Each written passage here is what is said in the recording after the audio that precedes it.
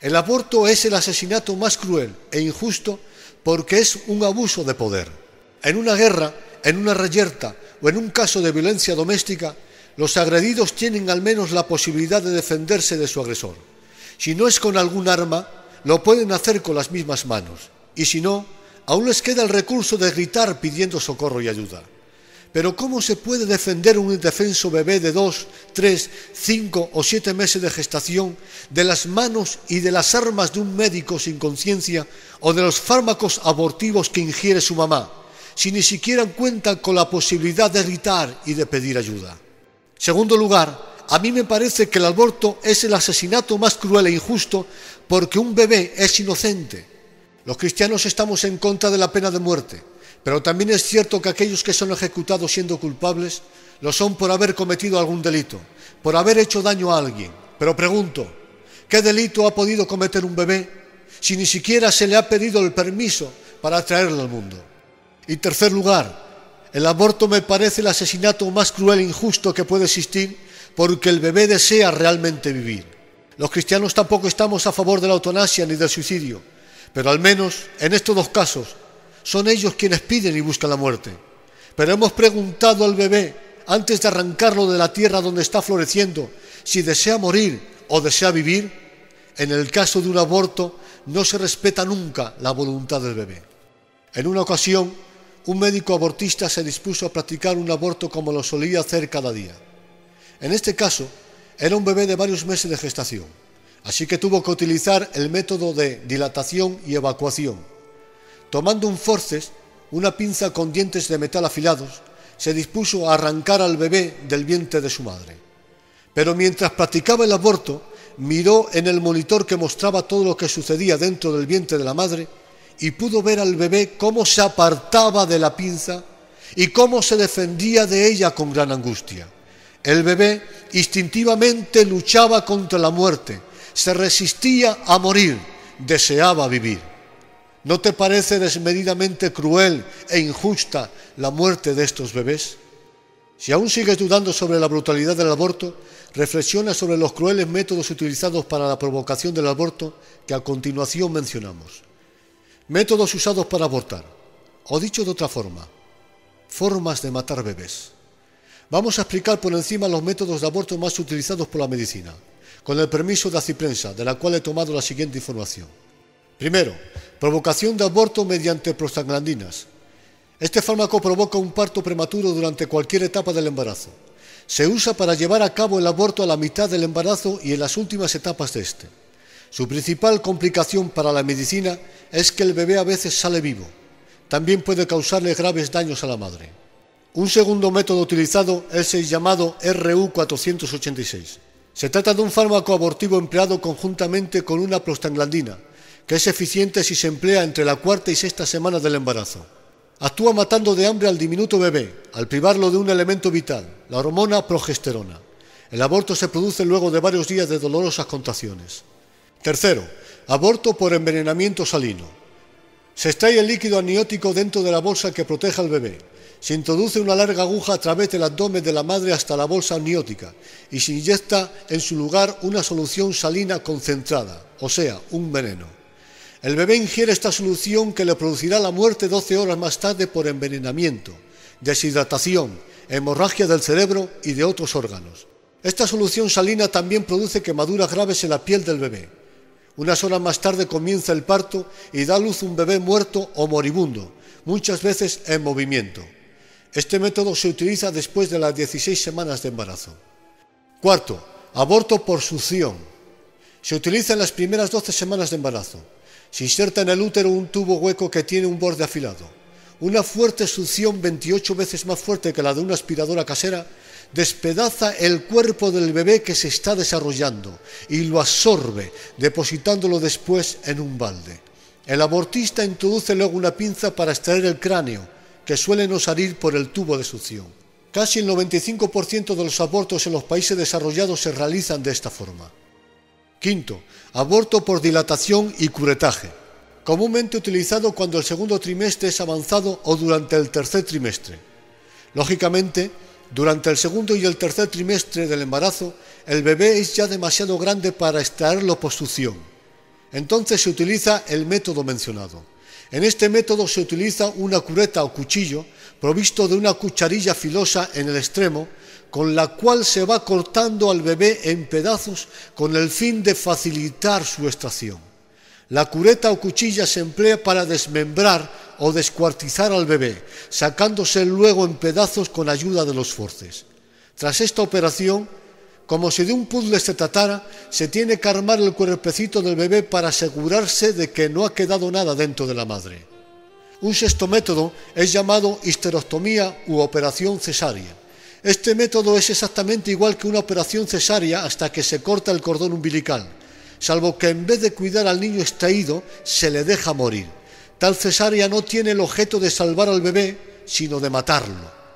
Un séptimo método utilizado por la medicina es el llamado DIX, también llamado nacimiento parcial, a las 32 semanas de gestación. Este es el método más espantoso de todos. Suele hacerse cuando el bebé se encuentra muy próximo de su nacimiento.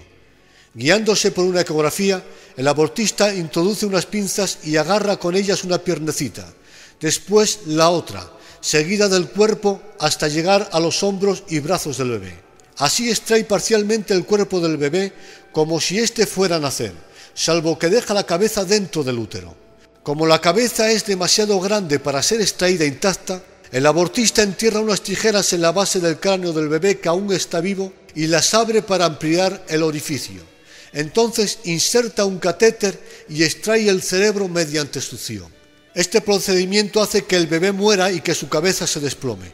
A continuación extrae a la criatura. Yo he podido ver en fotografías y en vídeos el estado en que quedan los cuerpos de algunos bebés después de arrancarlos del vientre materno. Dependiendo del método que usen y del tiempo de gestación, unos terminan prácticamente triturados, otros cubiertos de quemaduras y moratones, y otros seccionados por las extremidades, literalmente despedazados. Como podemos ver, el aborto como único fin es inhumano, una crueldad, una atrocidad, una monstruosidad. Ciertamente, los bebés sufren lo indecible cuando se provoca el aborto.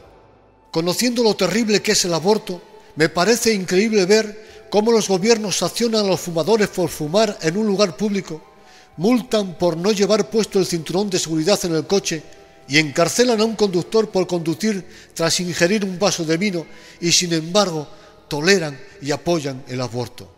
Se cumplen en ello las palabras de Cristo: cuelan el mosquito, pero se tragan el camello.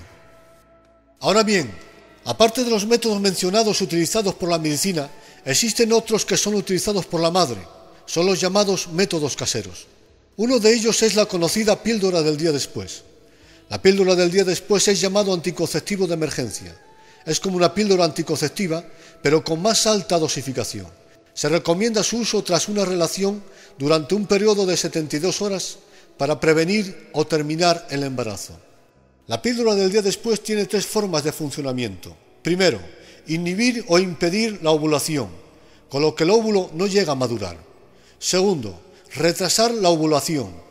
Y tercero, irritar las paredes del útero de modo que si la primera y la segunda acción fracasaran y la mujer quedara embarazada, haría imposible la implantación del embrión en el útero. Es decir, que si ocurre la tercera acción, el cuerpo de la mujer rechazará el embrión al no poder implantarse en el útero. Dicho de otra forma, si la mujer, cuando tomara la píldora, estara embarazada, las altas dosis podrían matar al embrión. Esto es llamado por la medicina aborto químico. Los científicos, médicos y teólogos de la Academia Apostólica para la Vida han respondido a esta afirmación en un documento hecho público en el que aseguran que nos encontramos ante un instrumento abortivo más que anticonceptivo. Incluso el director del Instituto de Bioética de la Facultad de Posgrado de Ciencias de la Salud manifestó sobre el mecanismo de la píldora del día después lo siguiente: la administración de la píldora tiene como objeto fundamental la eliminación del embrión mediante un efecto antiimplantatorio. Lo que se pretende a toda costa es evitar una gestación. Todo lo expuesto lo corrobora el mismo laboratorio que elabora y comercializa estas píldoras. La píldora del día después ninguna mujer debería usarla, y mucho menos las mujeres creyentes, puesto que la píldora del día después es un aborto de guante blanco. La mujer cristiana que la ingiera conociendo sus efectos abortivos comete un serio pecado de intención contra el dador de la vida, aun cuando no haya aborto. Y no solo se comete un delito de aborto cuando se usa la píldora del día después, sino también cuando se ingiere cualquier otro fármaco con la intención de interrumpir el embarazo, o cuando se recurre a la violencia o maltrato del propio cuerpo, como por ejemplo el hacer movimientos violentos, arrojarse por una escalera, etc., para luego decir que el aborto fue por causa natural o accidental. Que nadie se engañe a sí mismo. Ante Dios, que ve y juzga las intenciones del corazón, todos estamos descubiertos. Toda mujer, y sobre todo toda mujer que tema a Dios, en el momento que conoce o intuye un posible embarazo, debe poner todo su interés y solicitud para que la criatura sea gestada y que nazca con toda normalidad. El no hacerlo así supondría un serio pecado contra Dios. Todo matrimonio, antes de elegir un anticonceptivo, deben buscar y tener una completa información sobre el funcionamiento y efecto de estos, no sea que por la ignorancia utilice alguno que sea abortivo. De hecho, existen algunos de ellos, muy utilizados en estas últimas décadas, que tienen como último recurso de funcionamiento el impedir la implantación del embrión en el útero y, por consiguiente, provocar el aborto. Vuelvo a repetir, toda pareja busque la máxima información del funcionamiento de cualquier anticonceptivo, puesto que existen algunos, muy utilizados en la actualidad, que son abortivos. Además de esto, hay muchos profesionales de la medicina que no suelen dar una información completa. Algunos incluso la ocultan intencionadamente, puesto que están a favor del aborto. Vamos a considerar ahora la posición de algunas autoridades ante el aborto provocado. Primero, posición de la Iglesia Católica ante el aborto intencionado. La tradición de la Iglesia ha sostenido siempre que la vida humana debe ser protegida y favorecida tanto desde su comienzo como en las diversas etapas de su desarrollo. Oponiéndose a las costumbres del mundo grecorromano, la Iglesia de los primeros siglos ha insistido sobre la distancia que existe entre las costumbres mundanas de las costumbres cristianas. En la enseñanza católica se dice claramente: no matarás con el aborto al fruto del seno y no harás perecer al niño ya nacido. Atenágoras hace notar que los cristianos consideran homicidas a las mujeres que toman medicinas para abortar. Condena a quienes matan a los hijos, incluidos a los que viven todavía en el seno de la madre, donde son ya objeto de atención por parte de la providencia divina. Tertuliano, uno de los primeros padres de la Iglesia, afirma con claridad el principio esencial. Él dijo: es un homicidio anticipado el impedir el nacimiento. Poco importa que se suprima la vida ya nacida o que se la haga desaparecer al nacer. Es ya un hombre aquel que está en camino de serlo. El decreto de Graciano refiere estas palabras del Papa Esteban V. Él dijo: es homicida quien hace perecer por medio del aborto lo que había sido concebido. Más recientemente, el Concilio Vaticano II, presidido por Pablo VI, ha condenado muy severamente el aborto diciendo: la vida desde su concepción debe ser salvaguardada con el máximo cuidado. El aborto y el infanticidio son crímenes abominables. Queda claro que la Iglesia Católica condena severamente el aborto provocado. Vamos a considerar ahora cuál es la posición de la ley moral ante el aborto intencionado.